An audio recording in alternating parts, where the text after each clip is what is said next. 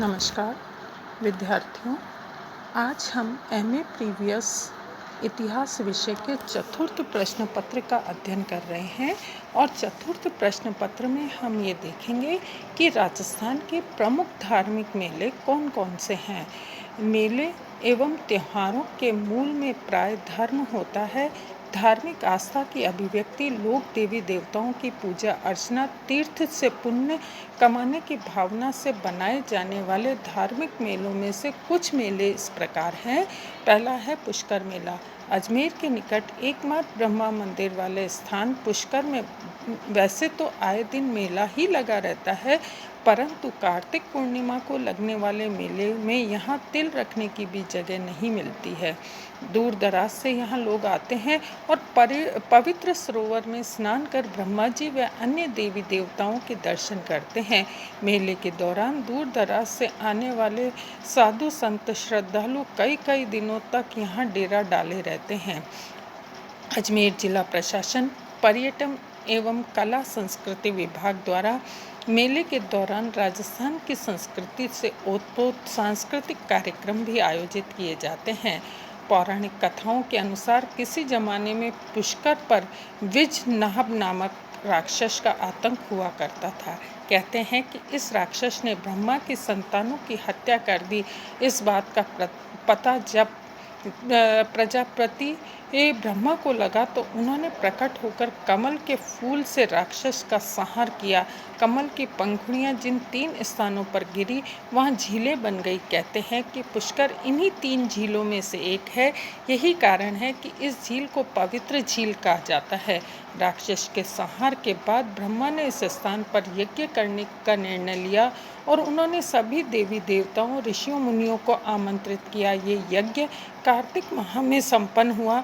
उसके बाद से ही कहते हैं कि इस स्थान का महत्व बढ़ गया। आज भी देश के कोने कोने से हजारों की संख्या में श्रद्धालु 52 घाटों से गिरे पुष्कर के तालाब का स्नान कर पुण्य प्राप्त करते हैं। कार्तिक माह में भरने वाला यहाँ का धार्मिक मेला इस मायने में सर्वाधिक महत्वपूर्ण है कि हिंदू धार्मिक ग्रंथों में बताए गए 5 प्रमुख तीर्थों में से एक में पुष्कर को सम्मिलित किया गया है। हिंदू धर्म में पुष्कर झील में नहाने को अत्यंत पुण्यकारी माना है। मेले के अवसर पर पुष्कर धर्म नगरी बन गया। रंग बिरंगे कपड़े पहने श्रद्धालु गेरुए वस्त्र में भस्म लपेटे साधु संत और यहाँ होने वाले विभिन्न सांस्कृतिक धार्मिक कार्यक्रमों से पूरा वातावरण ही मानो महक उठता है। मेले की संध्या पुष्कर सरोवर में दीपदान की परंपरा है। असंख्य दीपों से सरोवर झिलमिला जाता है। अब हम देखेंगे राजस्थान का दूसरा प्रमुख धार्मिक मेला केला देवी का मेला।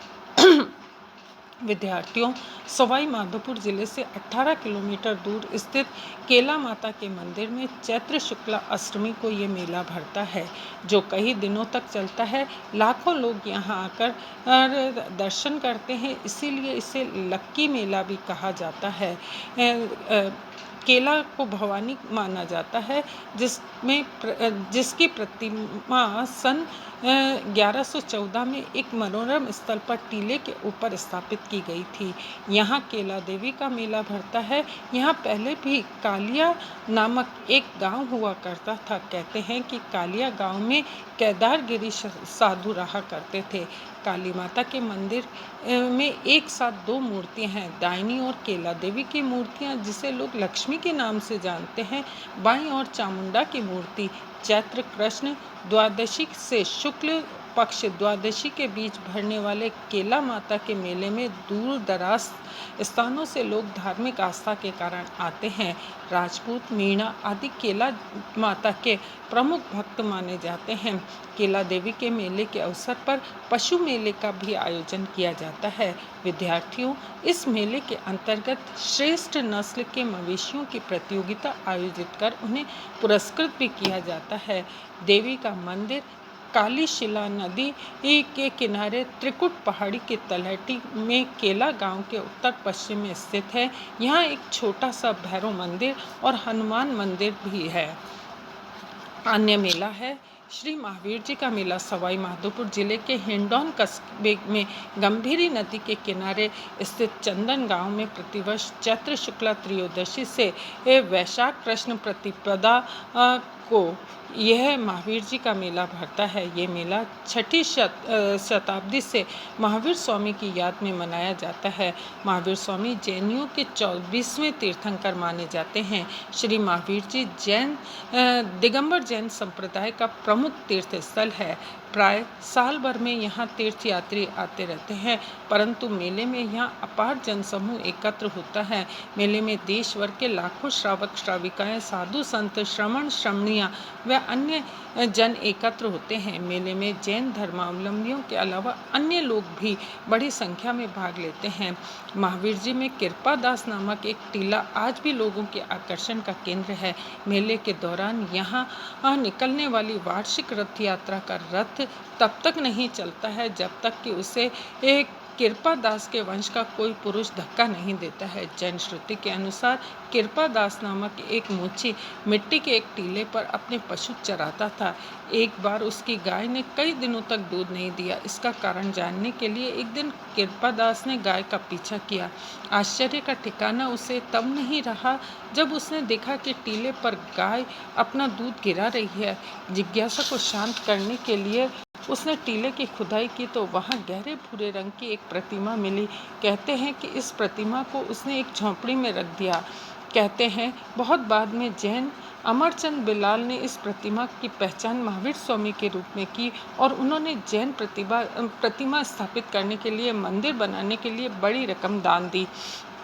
इस बारे में यह भी जनश्रुति है कि जयपुर के जैन इस प्रतिमा को अपने शहर में स्थापित करना चाहते थे, सो प्रतिमा को रथ पर रखा, किंतु रथ बहुत प्रयासों के बाद भी नहीं चला। सन 1782 में जयपुर के महाराजा ने मूर्ति के लिए जमीन देने हेतु जमीन दान दी और 18वीं शताब्दी के अंतिम वर्षों में चैत्र माह में मंदिर में यह मूर्ति स्थापित की। मंदिर के सामने संगमरमर का बना हुआ मान स्तंभ यानी गौरव का खंभा खड़ा है। आधुनिक मंदिर इसी स्थान पर बना है जहां पुराना मंदिर था। ऐसा विश्वास किया जाता है कि वार्षिक रथ यात्रा के दौरान रथ तब तक नहीं चलता है जब तक कि कृपादास के वंश का कोई व्यक्ति उसे धक्का नहीं देता है। महावीर जी के मेले की ये खास बात है कि यहाँ हर जाति और संप्रदाय के लोग भाग लेते हैं। जैनों के अलावा बड़ी संख्या में मीणा और गुर्जर भी इस मंदिर में दर्शन करने आते हैं। इति नमस्कार।